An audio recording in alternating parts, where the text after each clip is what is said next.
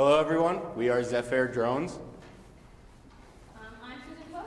I'm Joe Fiorello. I'm Ethan Schwartz. I'm Supkowski. I'm Benjamin Swilley. Our advisors were Dr. Zhu and Dr. Ghorieshi. So let's start off with a little bit of background on how drones are used every day. In residential settings, you might see drones being raced like remote control vehicles or used to capture unique shots in photography. They're also used in commercial senses where they're used to survey land, and they could also be delivering a package to your doorstep. One common thing between all of these uses is that they use GPS signal to navigate, which is sufficient for those uses. But what happens when you have a low or no GPS signal and you still want to perform those repetitive tasks? Currently, one of the solutions is to manually drive that drone with a controller. One of the issues with doing that is you have to constantly be on the drone to do so, and drones also have a return to home feature. So if they are still being used with the GPS technology, if it loses any signal, it'll try to return to home in the shortest path possible, which could be directly into the side of a wall. So the goal of this project is to eliminate the need for GPS signal to be able to perform autonomous tasks with the drone. So we want to be able to program a drone that uses predefined paths using C to navigate along some path. So a couple of the uses for this could be inside of factories if you want to move apart from one edge of the factory to another, and also this is actually the starting project for subsequent senior projects that want to evaluate drone usage and want to be able to program things themselves. So if you know C, we can help you get from A to B. So our initial thoughts involved purchasing a commercially available drone and then altering the code of that. However, commercial manufacturers have a proprietary software that don't allow us to alter it. So then we began to do a little bit of research on how we could start designing a drone. So we found research from students from Florida International University, where they designed an unmanned aerial vehicle. Their main goal was control and target acquisition. So one thing that we realized right from the start is we were going to have a similar design. Of course, we wanted to decrease weight, increase the strength of the drone, and they evaluated using a quadcopter multi-rotor design. And the advantage of using a design like this is the symmetricness of it, which increases the stability of the model itself. So we'll have a negligible net torque on the yaw axis. That's one less thing that we have to account for. Okay, so for our project, we set out to make requirements. So I split them up into 4 categories, as seen here. For mechanical, we're going to be looking at a quadcopter design that is 3D printed here in the additive manufacturing lab. We want all pieces to be easily replaceable in case of damage or breakage in case of problems. Also, we want it to be aerodynamic so we can decrease the weight and increase the amount of thrust. For electrical, we want a rechargeable battery, and for motors, we want them to be able to create enough lift and thrust to be able to lift our drone and any possible payloads that we have, as well as microcontrollers act as the brain of the system. For coding, we want it to be easily used by a third party, and we are going to create a manual override in case of problems or anything unforeseen happening. Then we made our specifications. So we're going to have a design that has bolt patterns to match that of our motors, as well as compartments for all the electrical components. We are going to 3D print it in the additive manufacturing lab that our print volume specified is 8 inches by 8 inches by 12, as well as we're looking at tri-blade propellers. For electrical, we decided on an 11.1 volt rechargeable battery. We're using 4 motors that produce an adequate amount of thrust through our calculations, and a microcontroller to run the system. And for coding, we're going to be using something like Arduino that uses C as a program, and we're going to be doing some preliminary testing on speed control and the voltage.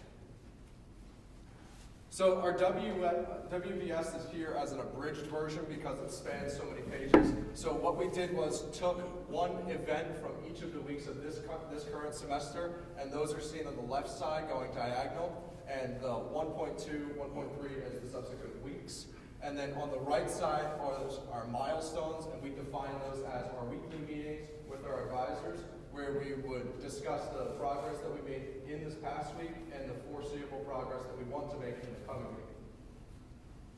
So for our budget, we have spent $72 on our first initial print as seen sitting before you today.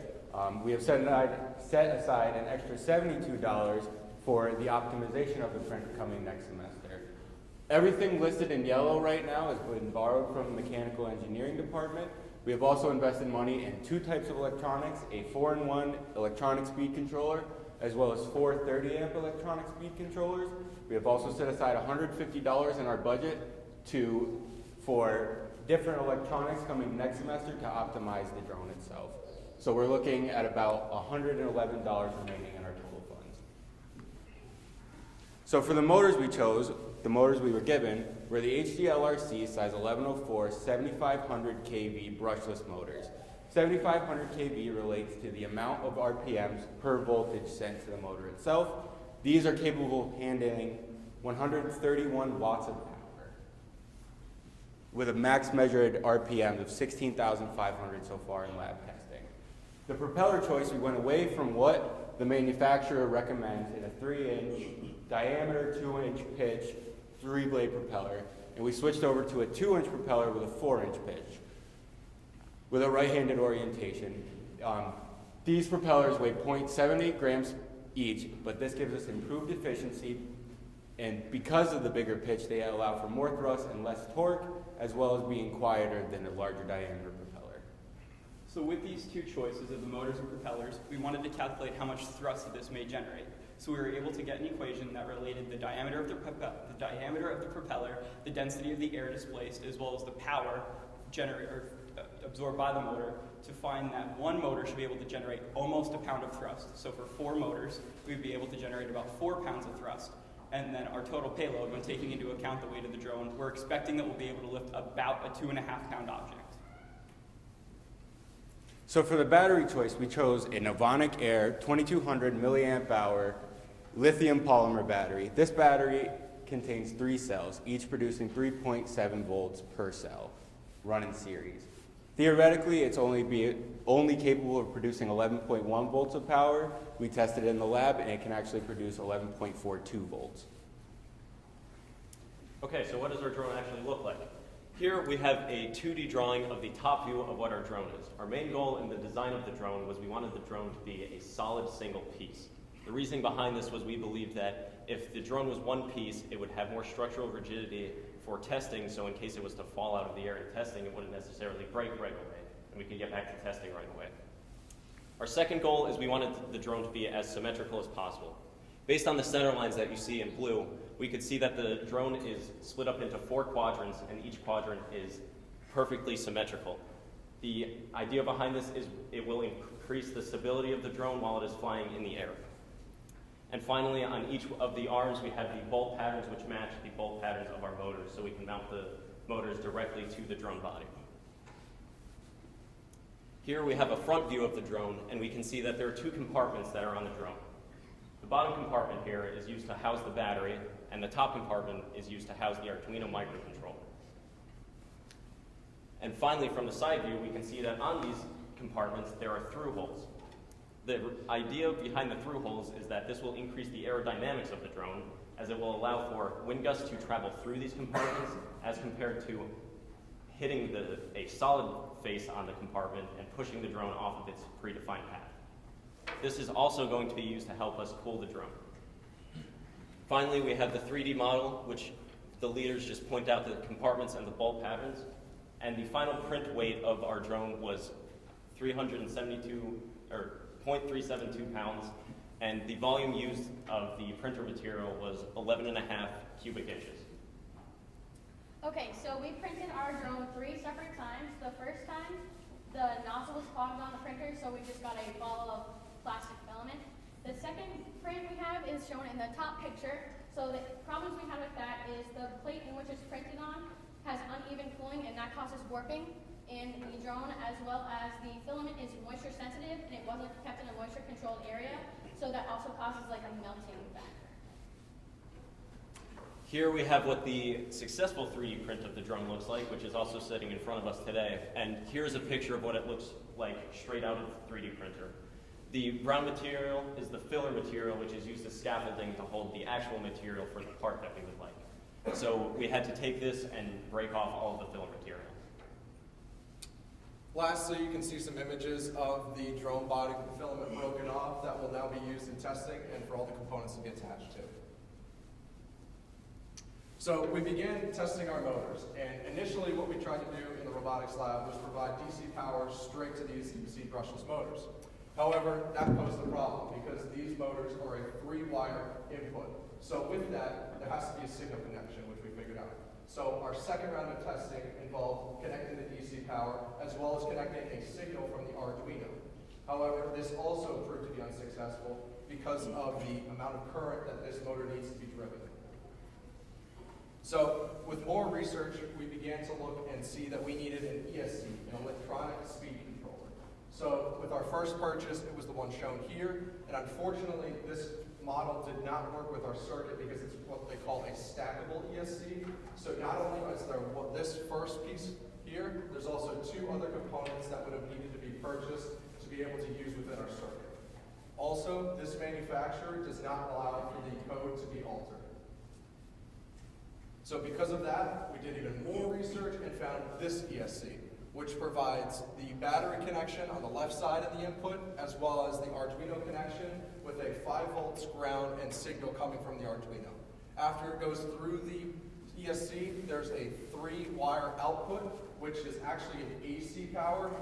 There's an A, B, and C phase, which provides the current that's necessary to drive the motor. So from the manufacturer of the ESC, we can see that since our motor that we purchased has 12 poles, it's going to be rated for about 40,000 RPM based on the ESC. So then once we did the ESC, that was that motor calculation. And then from the motor calculation, we have the kV rating that Ben spoke about, which was a 7,500, multiplied by the battery voltage, which gives us an 83,250 RPM rating. And the difference is, because of that, is the ESC might not be powerful enough to power the motor, but we're still looking into that. Yeah, so as you can see, this is our circuit diagram that I used to model using Tinkercad. So the components of this circuit above is an electronic speed controller, the brushless DC motor, the Arduino, and a 12-volt battery. So this is the basic schematic that we're going to be using for our overall drone design. So the next semester, when you do see this schematic, it's going to have 3 additional electronic speed controllers as well as 3 more brushless DC motors. So then, to actually test this, we needed to write up a quick code in Arduino. And this is actually directly from the electronic speed controller manufacturer, where it just maps the pot values to the pulse width modulation values needed to make this motor work. So with our successful round of motor testing, you can see Ben here is holding our motor, and we have a video to show.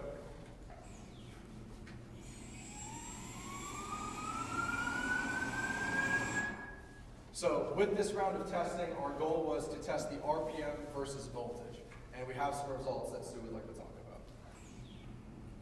So like Ethan said, we use a tachometer to collect our data. So a tachometer helps you read the amount of angular velocity or frequencies per minute, or RPM as other people know it as.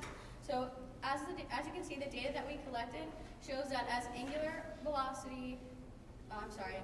voltage increases, angular velocity decreases. So for our schedule, I compressed it down because it is very long. I have mapped out every week until the end of next semester. But our important dates to remember are by the end of the semester, we want to have a fully assembled hovering test model of our drone. By next semester, we want to begin testing flight paths as well as begin coding multiple paths. By the end of February, early March of next semester, we want to finalize the final design of the drone body itself, as well as have the fully assembled product by March 20th, where we can begin planning multiple paths and testing all the components of the drone itself. For future work, we plan on, in the next couple weeks or so, testing all 4 motors together with the Arduino and each ESC. We also plan to mount the parts themselves onto the body, as well as attempt to hover. We plan on testing the speed and direction of the drone itself, as well as begin programming the flight paths, as well as calculating stability and the aerodynamic capabilities of the drone. We want to thank everybody that made this possible for today. Thank you all for showing up. Are there any questions? All right. A couple of questions. When you tested the battery, you have an 11.1 volt battery. When you tested it, you measured 11.42. Was that open circuit or was that loaded? That was open circuit. Open circuit. So if you would have loaded it? We haven't tested that yet, but we plan on doing it soon. I think the rating is for the loaded circuit. I didn't get any sense of what is the payload capability of this drone? What kind of weight can it carry beyond itself? That's what we calculated to be about 2.5 pounds because So 2.5 pound load? yeah, the thrust that we calculated that would generate is 4 pounds, and we're assuming based off of what we have right now, the drone itself is going to weigh about 1.5 pounds, giving us about a 2.5 pound payload.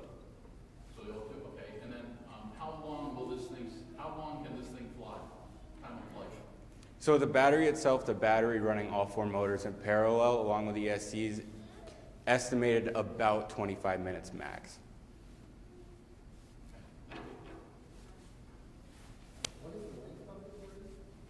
So they're 2-inch diameter, so the blades themselves are about, less than an inch. Just one general comment. You said that you're going to 3D print the whole thing as one piece, the structure more rigid. Yeah.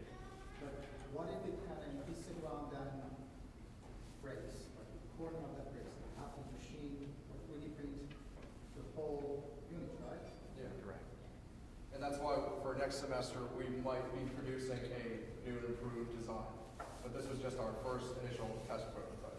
We just want to make sure the motors can spin, and we want to just have something to start this off of. So, correct me if I'm wrong, but it sounds like you're going to be developing your entire flight control system in-house for this. Yes. Correct. That's a very ambitious project. That's an all control systems problem. How are you planning to evaluate the stability of this? Closed loop, gyros, things like that. That's one thing that we're actually going to be seeing based off of our initial testing. So if the initial predefined flight paths are relatively stable, we're going to evaluate if we want a closed loop system in the end. We started looking into a couple accelerometers that we might be able to use if we do want to go down that path. I will tell you now you're going to want closed Yeah. loop control. That's what we're thinking. Dust, things like that. Kind of flight paths aren't going to cut it. Then you mentioned that having that porous basket there would reduce your guys. What literature are you basing that statement off of? That's based off of our fluid dynamics courses, where we learned that the holes that are on the side of it, actually, if wind does hit them, due to the boundary layer, will hit the side of the drone and actually go through the holes at a lower velocity. And that's the reason behind that. I would recommend you look into that further.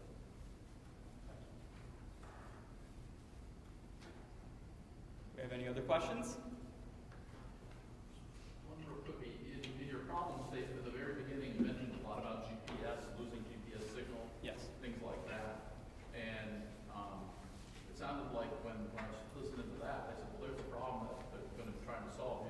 I heard a lot about the design of the physical structure. Is there any intention to address that particular problem that you had addressed or not? That problem is the predefined flight paths. That's what we're going to be using to solve that. So if it was an automated thing from going from this side of the room to the other, instead of using a GPS to guide that up, over, and down, that's why we'd have the motor spin, to go up for this many seconds, and then to the right for this many seconds, and then down for this many seconds. So you're going to be using what you believe is your velocity and acceleration, what you believe it is. Are you going to be measuring that? We think when we end up using the closed loop system, we will have to You're measure going to that. accelerometer in, and you're going to have some sort of inertial measurement unit that you're going to be developing. That's what we're thinking. That, as Mr. Lee had just said, that is extremely impressive. Okay. All right, just be aware that that is a non-trivial